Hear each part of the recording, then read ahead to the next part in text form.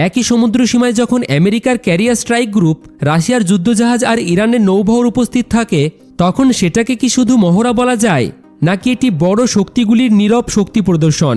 Oman উপসাগরে শুরু হয়েছে Russia ও ইরানের যৌথ নৌমহড়া। রাশিয়ার একটি করভেট শ্রেণীর যুদ্ধজাহাজ ইতিমধ্যেই ইরানের বান্দার আব্বাস বন্দরে পৌঁছেছে। এই ধরনের জাহাজ সমুদ্রপৃষ্ঠ, আকাশ এবং সাবমেরিন 3 দিকেই অপারেশন চালাতে পারে।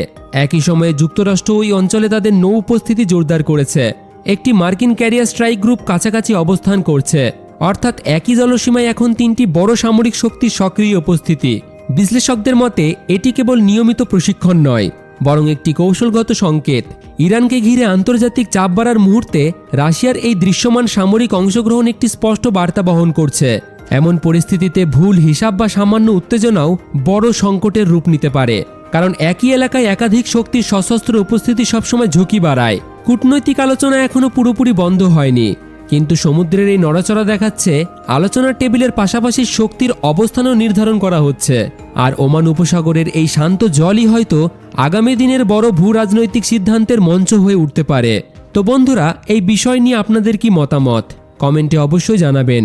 ভিডিও ভালো লাগলে একটি লাইক করে বন্ধুদের সাথে শেয়ার করে দেবেন। আর এই রকম জিওপলিটিক্স নিউজ শোনার জন্য আমাদের চ্যানেলটিকে ফলো এবং সাবস্ক্রাইব করে রাখুন।